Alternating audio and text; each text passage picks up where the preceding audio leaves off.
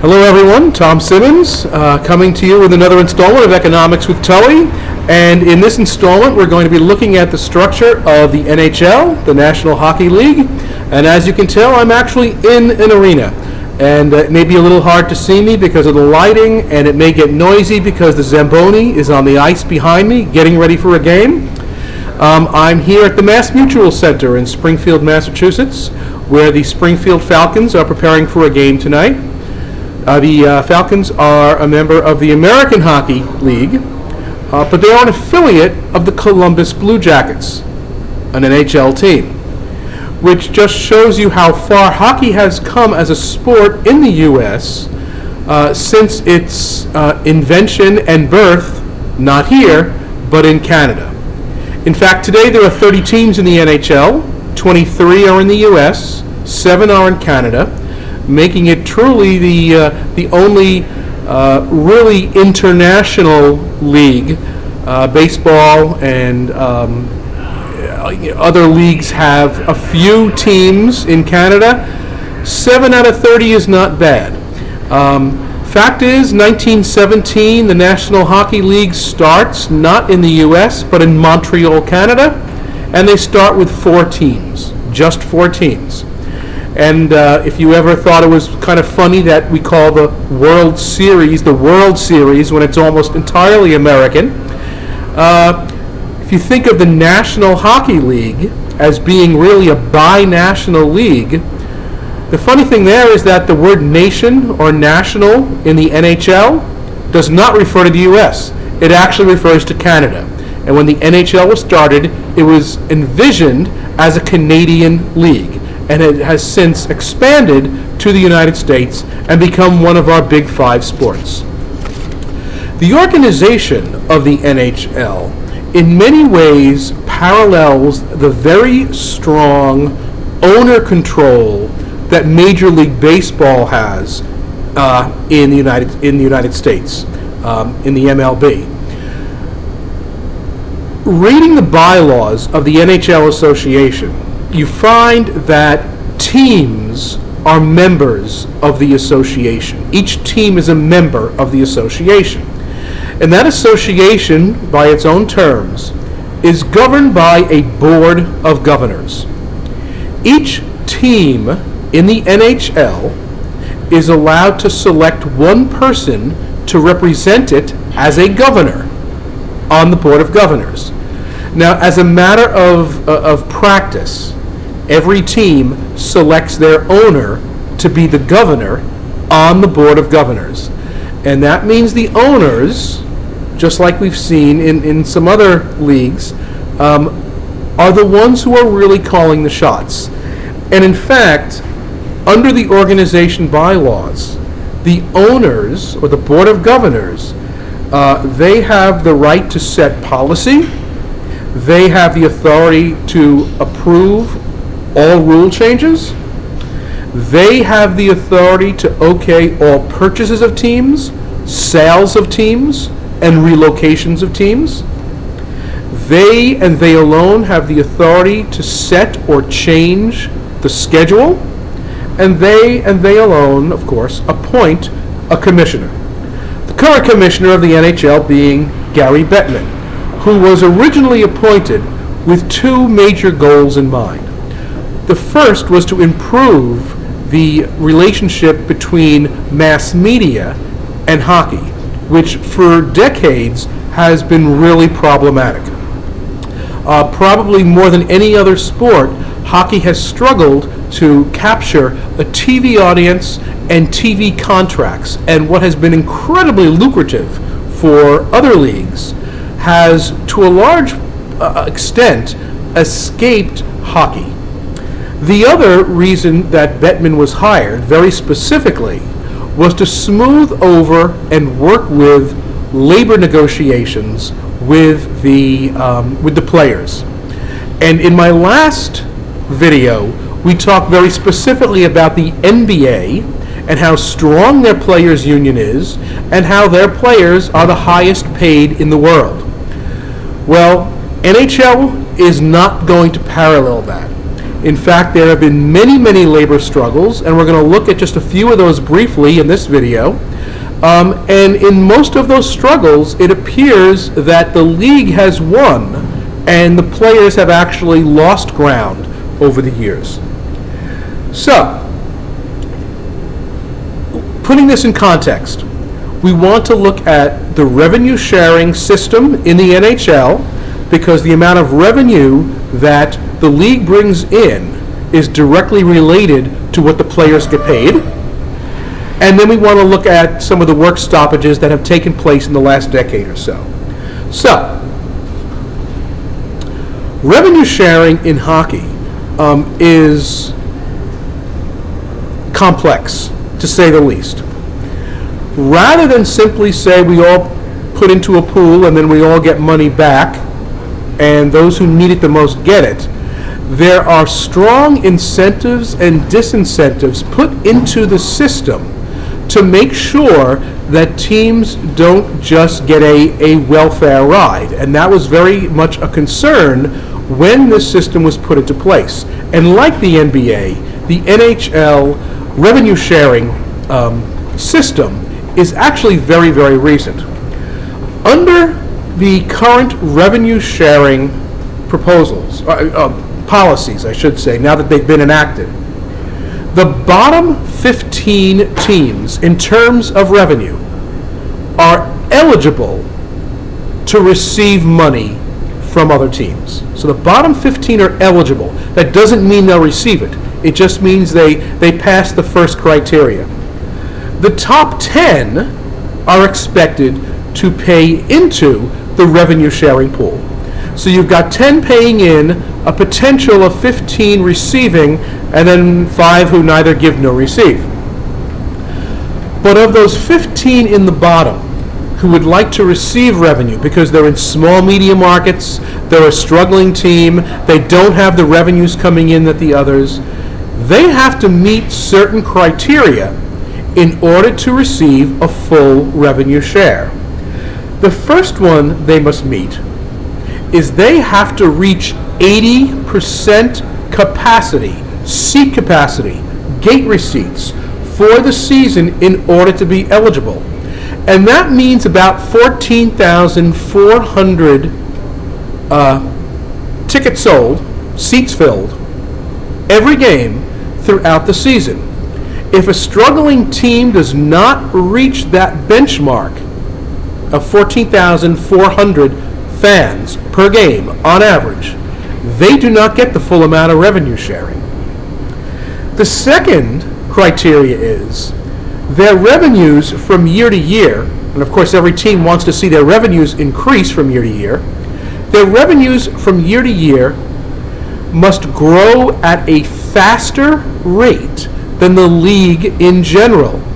So if the league in general is growing in terms of gate receipts at, let's say, 5% a year, in order to be on the receiving side of revenue sharing, you've got to beat that. You've got to be growing at 6 or 7 or 8% a year. And the reason for this is to give small teams that's very strong incentive to get their act together, get bodies in the seat, find ways of bringing revenue in, and not being on the revenue sharing receiving end for the rest of their lives. It's not a case like the NFL, where if you've got a team in a very small media market, you will simply always receive revenue from the national contract. That's not going to happen. You've got to show that you are meeting you're filling 80% of your seats on a regular basis, and you're growing at a faster pace than the league. That's hard to do, and it's an incredible incentive to get smaller teams who have struggled financially to get their own house in order and not just rely on the league sharing revenue with them. The other criteria, regardless of how well you do, regardless of how much you grow, regardless of how many seats you fill, if you are in a media market that is considered to be greater than 2.5 million television households, you are ineligible for revenue sharing, to receive revenue sharing through the NHL. So as far as I can tell, that means that no matter how poorly they're doing, the Rangers, the Islanders, and the Devils will never receive revenue because they're in the New York media market. The Flyers, the Blackhawks, the Ducks, the Sharks, the Stars, and the Kings will never receive revenue. That's 1, 2, 3, 4, 5, 6, 7. That's 9 teams out of the 30 that will never receive revenue through this arrangement because they're in a large media market, and it's expected that they will develop their own local broadcast revenue with those media markets. So, only 15 can receive revenue. They've got to be growing. They've got to fill their seats, and they can't be in a large media market where they could otherwise boost their revenue through media sales. That's some stiff criteria to get through. And the owners overall agree to this, but you can see with many large city teams, small city teams, teams that didn't want to give up any of their revenue, teams that were looking for revenue, they had to come up with this very complex formula because it was the owners, the Board of Governors, who had to approve this particular policy. That's the one they went with. So, having said that, Gary Bettman, the current commissioner, helped work them through that. He also saw through the acquisition of the NHL's own media company. And because the NHL has had such a very difficult time getting media contracts, there are many people who feel that hockey does not show well on television. They've tried multiple things, putting the cameras at different angles and putting yellow lines on the rink to show where the puck is. It's hard to follow a puck and fast action on TV. And that is simply an issue that's plagued this particular sport. So one of the things that the NHL did was they purchased their own network, the NHL Network, which now broadcasts their games nationally. And so they're receiving the income from those national broadcasts. And they can control and make sure that every game is covered by some national media outlet. Now, one of the other reasons that Bettman was hired was very specifically to deal with labor issues. As I mentioned earlier, the NBA is a sterling example of a powerful labor union that has fought for the rights of players and has made them the highest paid in the league. And in that video, I went through the superstar effect, showing or explaining the reasons why economists can justify these incredibly high salaries that NBA players and other sports professionals and entertainers make. The NHL is a whole different story. There have been 4 work stoppages since 1992. And it's kind of ironic that Bettman was taken on for the purpose of smoothing over relationships with the players, and in fact, he has presided over some of the most tumultuous player-owner issues in any professional sport anywhere in America. In 1992, the players went on strike. That strike lasted 10 days. And it's important to point out that a strike and a lockout are 2 very different things. And the Zamboni has started up, and I hope you can hear me. A strike means the players have said, we don't have a contract, or our contract is being violated, we're not playing. A lockout, on the other hand, means that management has said, well, we have no contract, therefore we don't have to pay you and you don't have to play, we're not letting you play. It all depends on who is taking the action to say no games. So in 1992, the players themselves had a strike, but as I said, it only lasted 10 days. Mid-90s through the 2000 have been much more tumultuous times.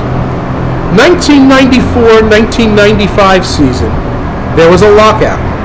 And that means that Bettman, acting on behalf of the owners, basically said, we don't have a contract, therefore we don't have to pay you. You're not hired by us. End of the season. That season actually was about a 50% season. We lost about 50% of that season. And what the owners insisted on was a salary cap for rookies, meaning people who were new on the teams had an absolute cap as to what they could be paid. That was new for hockey. They also were denied the right to be free agents until they turned 31. Now, going way back to my video on baseball, you know that baseball, from its earliest days, said, if we sign you as a player, we have the first rights of refusal on you. You cannot just jump ship to another team. And as a result, players were forced to take low salaries with the team that chose them or not play at all. And that went all the way to the Supreme Court, and the Supreme Court said, yep, baseball can do that because antitrust laws do not apply to baseball. The Supreme Court has not given that same right to football, basketball, soccer, golf, tennis, or hockey. And I mention all those sports because the court itself has said those rights do not apply to those sports. So in the 94-95 lockout, the owners basically won because what they got, in addition to a hard salary cap for rookies, is they said, you want to be a free agent? Players can become free agents, but not until they turn age 31. So if you've signed on to a hockey team at the age of 21 or 20, you've got more than a decade of being married to that team before you are allowed to bid your services out to some other team. Unless the team that owns you by their good graces says, yeah, you can do that. That's no problem. That was a win for the owners, and it was a loss for labor. Next lockout takes place in 2004, barely a decade later. 2004, we didn't have half a season. We had no season whatsoever. There was simply no hockey season. It was the first time that an entire season in any professional sports in the United States had been lost due to labor management failure to reach a contract. In the resolution of that season, the owners won again. The owners received a hard salary cap for all players across the board, linked to a percent of the revenue that the league took in. So if the league took in a certain amount of revenue, a certain percent could be used for salaries, and that's it. Even if you were a free agent, you had to operate within that hard salary cap.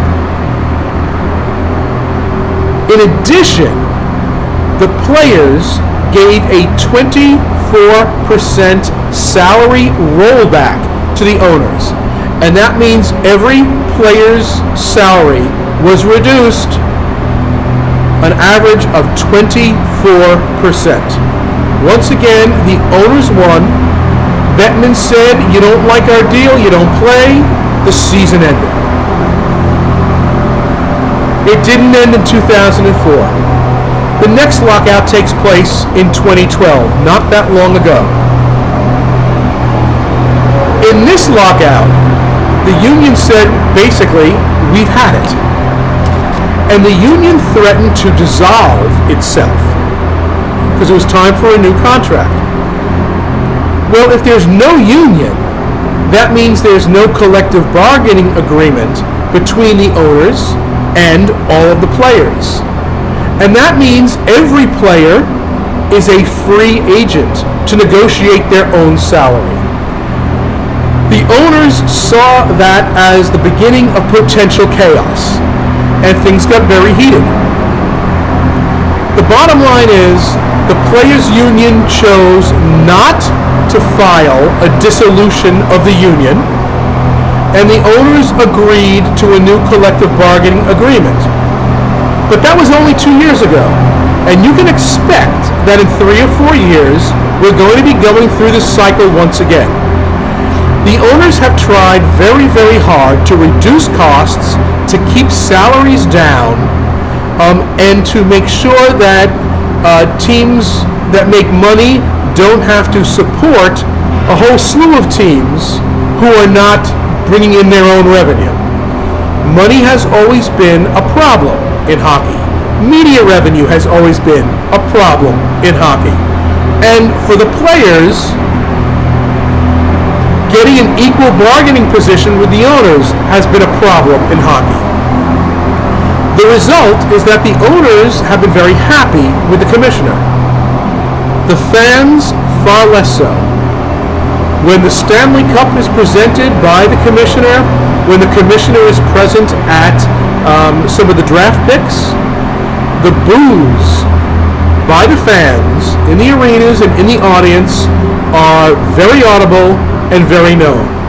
And on the one hand, you have business papers that have named Bettman as perhaps the best sports professional alive today, and you also have fans rating him as perhaps the worst commissioner of all the leagues altogether. Very controversial, cuts both ways. He's established a national media presence with the NHL Network. He has made sure the revenue sharing does not go to teams that are not pulling their own weight. He has kept costs down, but he's done it by tangling with the players. And that's left many of the fans, as well as the players, frustrated. Interesting side note. Forbes magazine did a survey of fans of baseball, football, hockey, and basketball. They left out soccer, as so often the media does. And what they found was that hockey fans have the highest average income of all fans, the highest education of all fans. They tend to be more affluent, more able to spend on season tickets, and in fact, a larger percentage of tickets in hockey are season ticket holders than in any other sport. And so we've got a very different demographic. It is binational, Canadian and American. More than 50% of the players, in fact, are born in Canada, in spite of the fact that players in the league come from around the world, from France, from Germany, from Lithuania, Estonia, the Czech Republic, South Africa, South America. The majority, more than 51%, are born in Canada. The sport was basically born in Canada. The league was established in Canada. By all measurements, it was a Canadian league that spread to the United States and has enjoyed the support of a sector of the American demographic that is more educated and wealthier and more willing to spend money on going to these games than other sports. And yet they are also the fans who are most dissatisfied with the commissioner of the sport, who is very much doing precisely what the owners have asked him to do. In the wake of these lockouts, there have been ups and downs in attendance and ups and downs in support for the sport. And in the wake of the last lockout, Major League Soccer surpassed hockey in terms of average fans per game, even though the arenas are pretty much of the same size across the country. I don't expect hockey is going to go away or go anywhere soon, but you want to keep an eye out for the labor management issue because it has plagued the sport for 20 years, and I expect it will continue to go that way. All right, Tom Simmons signing off because Zamboni is getting louder and louder, and the game is about to start not too far from now, and the guys are beginning to file into the press box, and I'm probably annoying the heck out of them. So thank you to the Mass Mutual Center for allowing me to come in here and offering me a press pass to do that, and we'll see you in the next video.